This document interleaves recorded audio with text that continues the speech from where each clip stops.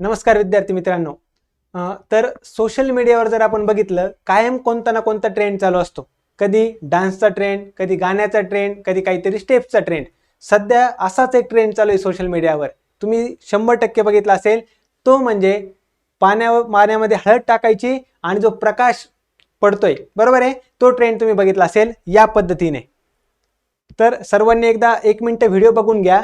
यामध्ये आपण बघणार आहे, हे बघायला छान वाटतंय, बरोबर आहे, सुंदर पण दिसतंय, पण यामागे नेमकं सायन्स काय आहे हे आज आपण जाणून घेणार आहे. कारण की सोशल मीडियावर बऱ्याच दिवसानंतर असा ट्रेंड आलाय की जो खरंच सायन्सच्या दृष्टीने सुद्धा महत्वाचा आहे. जाणून घेऊयात या मागचं नेमकं कारण काय. तर लक्षात ठेवा, या ट्रेंडमध्ये तुम्ही बघितलं असेल, एक मोबाईल फोन असतो, त्याची फ्लॅश लाईट असते आणि त्यावर एक काचेचा ग्लास ठेवलेला असतो, पाण्याने भरलेला. त्यावर काय केलं जातं, त्या पाण्यामध्ये हळद टाकली जाते. नेमकं हळदीमध्ये असं काय आहे की त्यामुळे अशा प्रकारे तुम्हाला एक लाईट किंवा एक चमकणारा लाईट दिसतोय.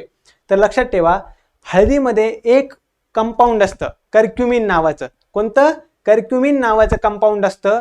आणि या कंपाऊंडचं, या कर्क्युमिनचा एक विशेष गुणधर्म आहे. तो गुणधर्म असा की फ्लोरोसन्स ज्याला म्हणतात. आता फ्लोरोसन्स म्हणजे काय थोडक्यात समजून घेऊया.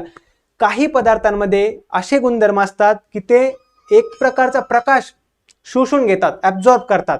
जसं की अल्ट्राव्हायोलेट रेज, अतिनील किरण आपण ज्यांना म्हणतो, तो प्रकाश ते शोषून घेतात आणि एक दुसरा प्रकाश काय करतात, उत्सर्जित करतात. त्याला आपण दृश्यमान प्रकाश म्हणू शकतो. दृश्यमान प्रकाश म्हणजे काय, ज्या वेळेस हळद पाण्यामध्ये जाते आणि अचानक चमकते, बरोबर, अचानक एक चमकणारा प्रकाश निघतो, तो म्हणजे दृश्यमान प्रकाश. मी काय सांगितलं, कर्क्युमिन नावाचा एक कंपाऊंड असतो. त्या कर्क्युमिनचा एक गुणधर्म आहे फ्लोरोसन्स, ज्याला आपण काय म्हणतो की काही पदार्थ एक प्रकाश ॲब्सॉर्ब करतात, शोषून घेतात आणि दुसऱ्या प्रकारचा म्हणजे जसं की काय, एक दृश्यमान प्रकाश, ज्याने एक चमक निर्माण होते, असा प्रकाश उत्सर्जित करतात. आता हे कशामुळे होतं ते तुम्हाला मी थोडक्यात सांगतो. आपल्याला माहिती आहे, प्रकाशाचे किंवा लाईटचे खूप सारे वेगवेगळे कन्सेप्ट आहेत. जसं reflection of light, refraction of light. तसाच एक महत्वाचा एक कन्सेप्ट आहे ज्याला आपण स्कॅटरिंग ऑफ लाईट असं म्हणतो, प्रकाशाचं विकिरण. आता प्रकाशाचं विकिरण काय आहे हे मी तुम्हाला थोडक्यात सांगणार आहे. बघा बरं का, हे जर तुम्ही बघितलं तर महत्वाचं लक्षात ठेवा, याचे काही एक्झाम्पल आहेत. जसं आकाश तुम्ही बघा, एक निळ्या कलरचं दिसतं, किंवा हे बघा या ठिकाणी तुम्हाला दिसतंय. प्रकाशाचं विकिरण म्हणजे काय, तर महत्वाची कन्सेप्ट तुम्हाला लक्षात ठेवायची आहे. स्कॅटरिंग ऑफ लाईट म्हणजे काय, प्रकाश ज्या वेळेस पार्टिकल्सवर पडतो, बरोबर आहे, काही पार्टिकल्सवर पडतो, त्यावेळेस तो सगळ्या बाजूने विखुरला जातो. याला आपण म्हणतो स्कॅटरिंग ऑफ लाईट.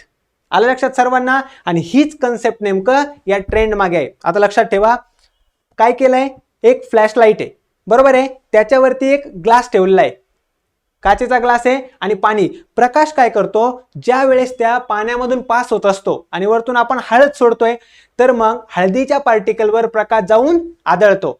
त्यामध्ये कोणता, हळदीमध्ये काय आहे, कर्क्युमिन नावाचा कंपाऊंड आहे.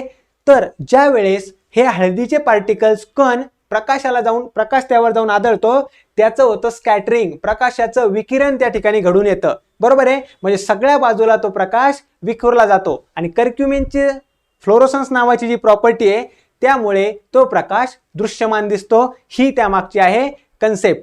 आता एकदम सोप्या भाषेमध्ये जर तुम्हाला सांगायचं असेल स्कॅटरिंग ऑफ लाईट म्हणजे काय, तर लक्षात ठेवा, आपण सर्वांनी हा प्रयोग कधी ना कधी केला असेल.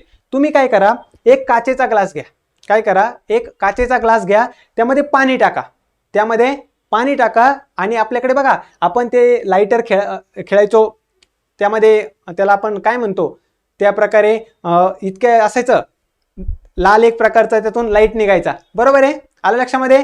तर तो त्यामध्ये सोडा, त्या पाण्यामध्ये काय होणार, तुम्हाला अजिबात प्रकाश दिसणार नाही. पण आता काय करा, त्याच काचेच्या ग्लासामध्ये दूध घ्या आणि ते परत जे आहे ना, त्याला आपण त्यातून लाल कलरचं रेझर म्हणायचं बघा, ते लाईट, हां, ते त्यातून सोडा. त्यावेळेस काय होणार आहे, तुम्हाला प्रकाश विखुरलेला दिसेल.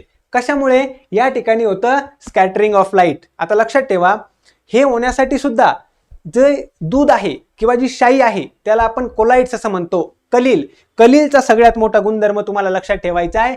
त्यामध्ये काय, स्कॅटरिंग ऑफ लाईट होतं. कारण की त्यामध्ये असतात पार्टिकल्स जे आपल्याला उघड्या डोळ्याने दिसत नाहीत, परंतु प्रकाश त्यावर ज्यावेळेस पडतो त्यावेळेस त्याचं स्कॅटरिंग होतं, विकिरण होतं आणि मग आपल्याला त्यामध्ये प्रकाश विखुरलेला दिसून येतो. सिंपल आहे. याच्यापेक्षा सोपं उदाहरण सांगतो. आपण सर्वांनी लहानपणी बघितलं असेल गावाकडे वगैरे जे घरं असतात, छप्पर ज्याला आपण म्हणतो, किंवा जे पत्र्याचे घर असतात बघितले, त्याला जर कुठे छिद्र असेल तर त्यातून प्रकाश खाली येत असतो. बरोबर आहे. तुम्हाला कुठेही काही दिसणार नाही, परंतु ज्यावेळेस तो प्रकाश खाली येतो ज्याला आपण कवडसा असं म्हणतो, त्यामध्ये जर तुम्ही बघितलं ना तर तुम्हाला बारीक बारीक पार्टिकल दिसतील बघा, धुळीचे कण दिसतील. बाकी तुम्ही दुसरीकडे बघा, आपल्याला उघड्या डोळ्यांनी कुठेही कण दिसणार नाही, पण तो प्रकाश जो खाली येतो, जो कवडसा येतो, त्यामध्ये मात्र तुम्हाला धुळीचे पार्टिकल्स कण दिसतील. बरोबर आहे. हे का होतं? स्कॅटरिंग ऑफ लाईटमुळे होतं. यालाच आपण टिंडाल परिणाम असं म्हणतो. जर तुम्हाला व्हिडिओ आवडला असेल तर नक्की व्हिडिओला लाईक करा, आपल्या सर्व विद्यार्थी मित्रांपर्यंत शेअर करा आणि जर तुम्ही अजूनही हा व्हायरल ट्रेंड बघितला नसेल एकदा नक्की बघा आणि त्यामागचं सायन्स एकदा समजून घ्या. सर्वांचं खूप खूप धन्यवाद. Thank you so much. अशाच महत्त्वाच्या व्हिडिओसाठी उत्कर्ष करिअर इन्स्टिट्यूटला लाईक करा, चॅनलला सबस्क्राईब करा आणि आपल्या सर्व विद्यार्थी मित्रांपर्यंत नक्की शेअर करा. Thank you so much.